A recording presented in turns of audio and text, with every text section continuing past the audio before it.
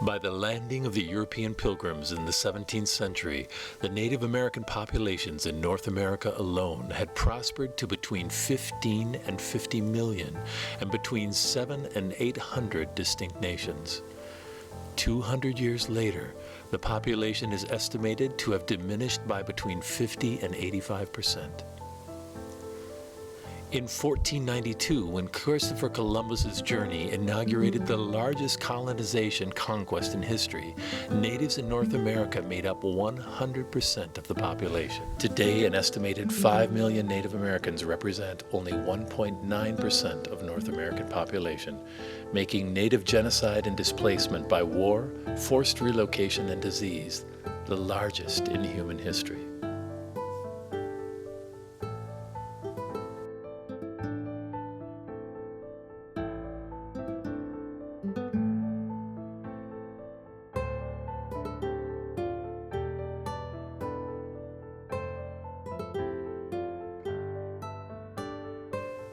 Colonizers professing Christianity used God as the justification for the largest land grab possibly ever, the confiscation of over 450 million acres of native land were taken citing God's will.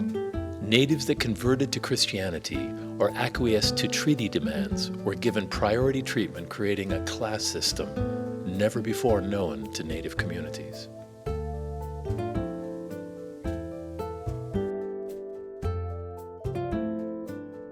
The United States government negotiated 800 treaties with hundreds of Native nations.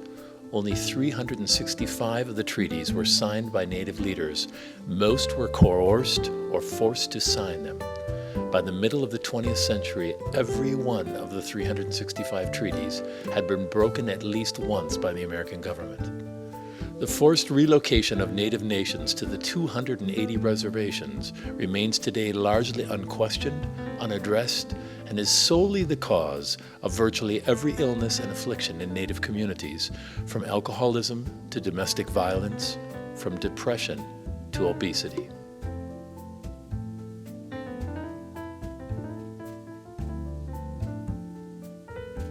Perhaps the most insidious and devastating event of all was the creation of 519 Indian boarding schools throughout the United States. The motto of these schools was, "Kill the Indian, save the man." Native children were taken from their families as young as 4 years old, placed in boarding schools, and subjected to physical, emotional, and mental abuse, corporal punishment, and worse. Generations of Native youth systematically alienated from their families and cultures were permanently traumatized. Thus, today, thousands of Native families suffer from the effects of intergenerational trauma and post-traumatic stress disorders, addictions, and depression. While European colonizers such as Columbus are either credited with America's discovery or, when not, are celebrated for their exploits, the true ancestors and miraculous discoverers of America remain dishonored and largely unrecognized. And so we pause. What sort of spirit must be present in a people to be able to rebuild their families and communities from such a legacy of hardship and suffering? What can we as non-natives learn from a people who have suffered so much for so long, and today offer the balance to a world tied to exploitation, materialism, and individualism? If we listen, we will hear the drum, the call of the ancestors, and maybe find justice and healing ourselves in the world of the circle.